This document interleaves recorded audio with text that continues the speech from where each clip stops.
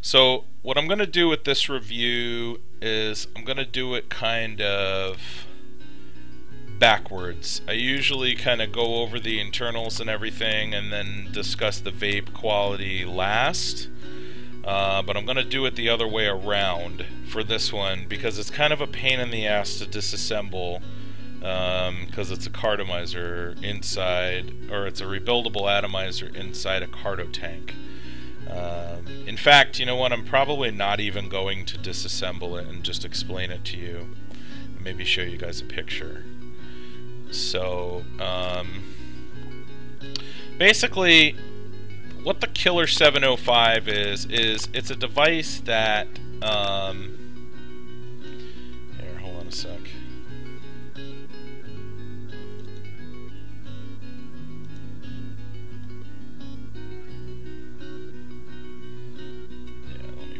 Picture of this so that you can see what it looks like inside.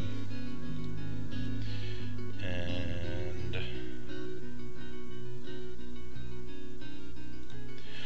I'm sorry, I should have prepared this beforehand, but I was planning on disassembling it, and I just kind of realized right now how much of a pain in the ass that would be. So basically the Killer is I mean, I don't want to call it a rebuildable cartomizer because it's not a rebuildable cartomizer, it's a rebuildable atomizer. However, it serves as a cartomizer. You can use the device in a carto tank, you can use it as a dripper. One of the cool things you can do is you can actually do both on the same device at the same time, which I'll explain how that works in just a moment. But hold on a sec, I'm going to add a picture real quick. Give me one moment. Let's switch over to here. We'll get rid of this and one moment.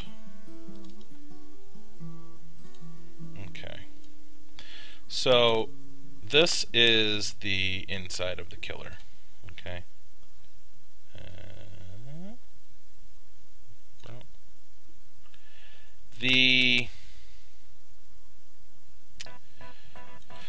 It's a Greek-made device, and the internals are what you would expect from a Greek-made device. It's got the ceramic cup, that kind of CE2 style ceramic cup. And it has the coil and the wick through that cup, through the chamber, to the channels on the side, and then you have to use NR wire and resistance wire and twist them together in order to create the coil that you use for this device. You need no resistance wire that runs down the sides and creates the connections for the device. Because you can't have those legs heating up. That's just the way that it's designed. Similar to a Penelope, similar to an Odysseus. It's a much smaller area to work with, though, as you can see by the way that this fits inside this little carto tank here. So, the price is actually fairly reasonable. You can get it from a couple different shops. I'm actually going to post a link real quick here in chat. You can get it locally from a place called 405 Vapors. They're going to have them in stock again in April.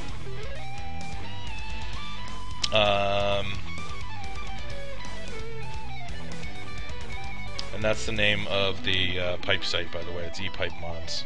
So, yeah, it's made of 304 stainless steel,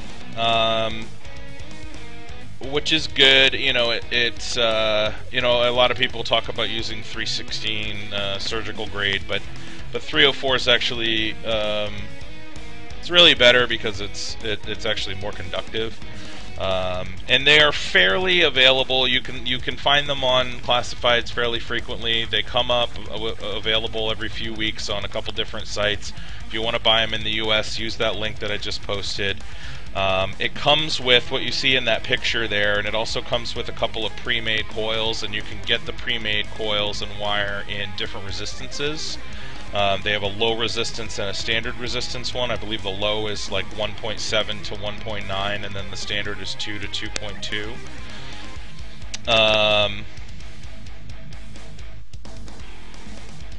The dimensions of it, as you can see here, are very small. I'm using this on a standard trap tank.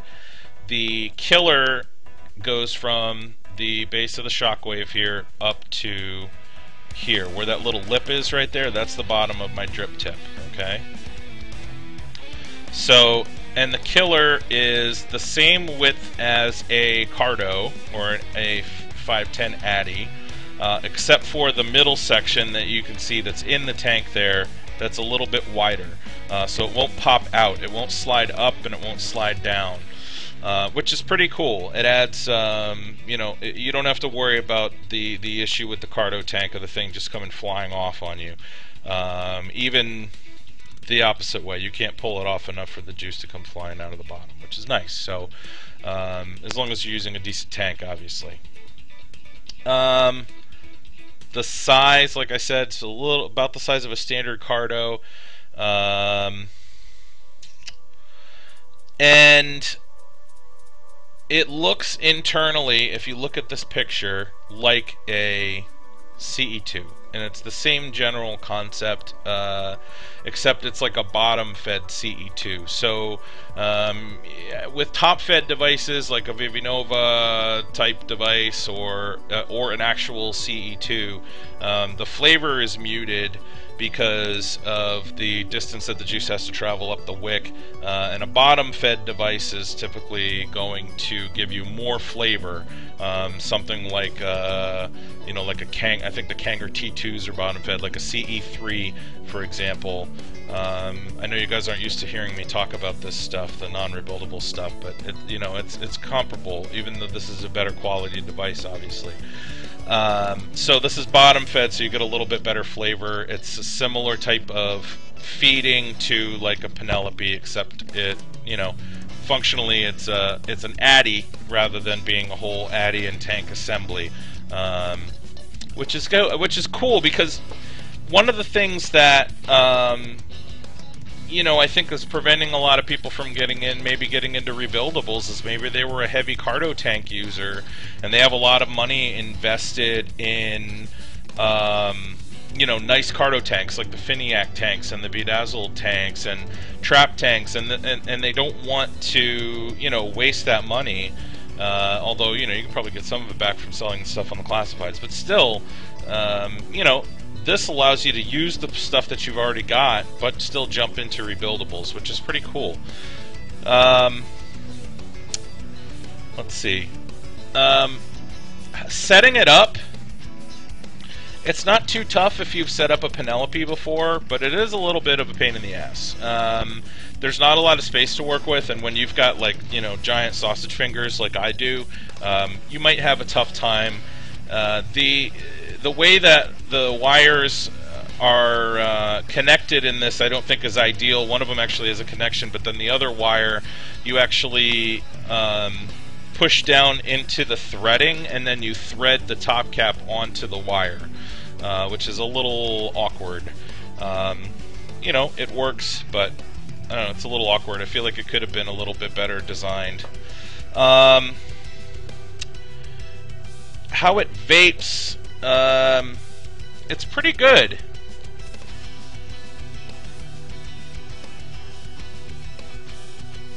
I mean, the vapor production's good, the flavor's good.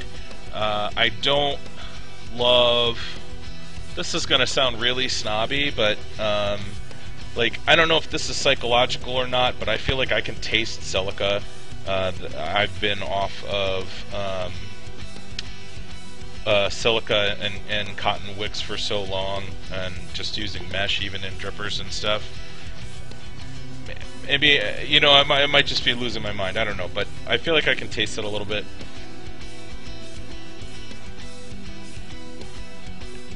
But the vapor is really warm. It's got more throat hit than a Jenny.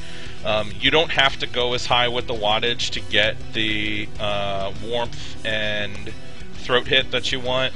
It's just the nature of the mesh, because obviously the mesh heats up and doesn't allow the coil to heat up as much as a silica does. So so that's good. So your battery will last longer because you don't have to pump out as much wattage. You get the same type of vape. It's a little finicky. So one of the cool things about this is you have adjustable juice flow. So if you look inside here, I don't know if you can see this if you look really close, but you see that little hole right in the front there, just at the base of the on the inside of the tank here, just above my fingernail. There's a little hole in that little space there. So that's where the juice goes in and makes contact with the wick. You can twist the little piece that you see on the left-hand side in the picture next to me. That actually the killer screws into. It's like a 510 to 510 adapter, basically. And what that does is that opens and closes the juice flow. However, I think it's supposed to be relatively easy to do. This may just be a product of the trap tank that I'm using it on, but it's a pain to do. Every time I try to do it, it just ends up twisting. The way it's supposed to work is you turn the tank, and it turns it. But for some reason with this tank, it's not snug enough, or it's too snug or something, and when I turn it, it doesn't move at all. So I don't really know. So in order for me to do it, I would have to take the whole thing off, tighten the bottom, tighten that adapter to tighten up the juice flow, and that's just kind of a pain in the ass. So didn't love that about it. I had it flood on me a couple times when I filled it. I had read that it wasn't like a GG device, like a Penelope or an Odysseus, where you really have to close the juice flow before you fill it all the way, and then tighten it slowly when you put the cap back on, or else it's going to push juice up into the coil and flood it. With this, I heard that wasn't a problem, because you don't really have that pressure change from pushing the top down with the O-ring pressing and compressing everything. With this, all that you're doing, because it's a trap tank, is you're unscrewing that little tiny screw there, you fill it, and then screw that screw back in. That little tiny bit of pressure from screwing the screw back in shouldn't cause it to flood. However, it did, and it has, and it's done it a few times to me. In fact, every time that I've filled it, except for twice, it has done that. So that's annoying.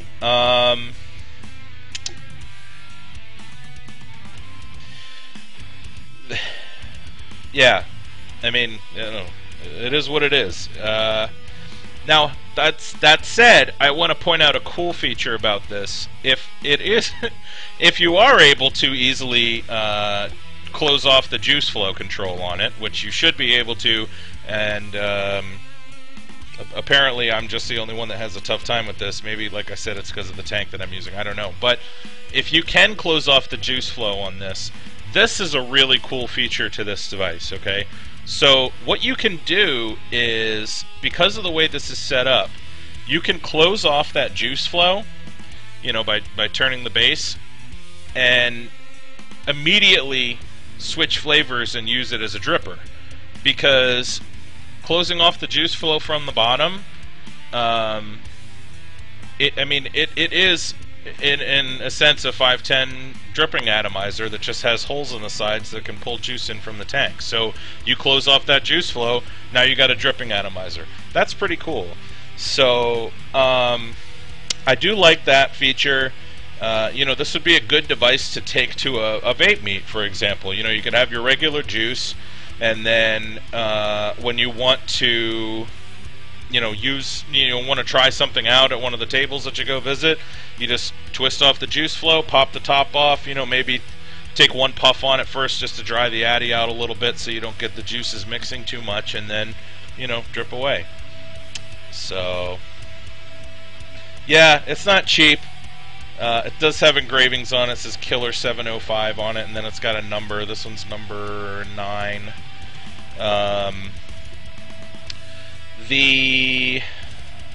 Hold on a sec. The price on it, actually, you can see if you click on the link that I posted earlier in chat. So if you scroll up a little bit, that 405 Vapors link, they have them available there.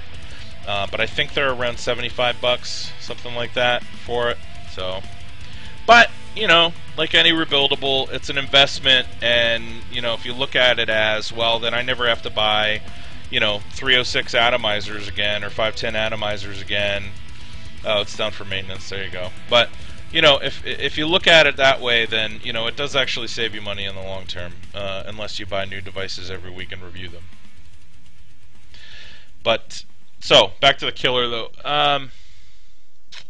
You can also adjust the airflow depending on the device that you're using by sliding the tank up and down on the base, which is kind of nice. It doesn't work on this one. It only works on a flat top, but this device has air slots. I don't know if you can see those or not, but it's got air channels there on the sides. So you can adjust the airflow on this, which is fine because it actually was right around the draw that I like personally.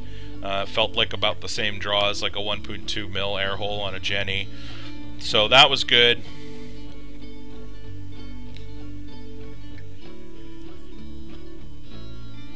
But, you know, I mean,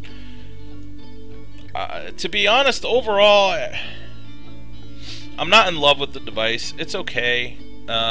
If you like silica rebuildables, this might be right up your alley. I don't think it, you know, the taste and flavor and everything was as good as on a Penelope when I was using Penelopes regularly. I do think it's a really cool idea that maybe could be refined a little bit. I know that there's not a lot of space to work with in there though, so I think I understand why they made some of the decisions that they made making it. Great concept. I'm not going to say it was poorly executed because I think it's executed well. I just think that there's a couple things that they could fix. I don't know if fix is the right term. Tweak to improve it. But I don't know how they would go about doing that, to be honest with you. I'm not sure why it's flooding, why I was having the issues with it flooding. Yeah, I heard that they're coming out with a new version of it. I wonder if they're going to fix some of the stuff that I'm talking about. So, hopefully. I haven't yet, Shane, no. So, yeah, I mean, I would definitely like to try out a version 2 of this and give it a whirl. I think that the device has a lot of potential. I personally was never really a big Cardo tank user, so I kind of jumped from clearamizers straight into rebuildables and never really went the Cardo tank route. I tried them very briefly and didn't like them at all.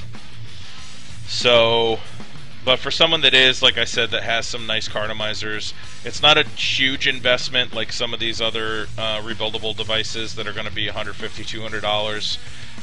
You know, you can get this for a more reasonable price and put it in one of your existing Cardo tanks and have a decent rebuildable vape that's definitely... Now, you know, I complained about this device a little bit, but I mean, let me just get this straight. It's a lot better than the vape that you're going to get from a cardomizer. It's not even comparable. Okay? It's just that I had a couple little finicky things with it, and I'm not really a big silica guy anymore. So, you know, some of it's personal preference. Keep that in mind. So, yeah. That's pretty much it, I think. So the Killer 705, I like it. I don't love it. I wouldn't use this device personally. I definitely see a market for it. I can see why they're selling.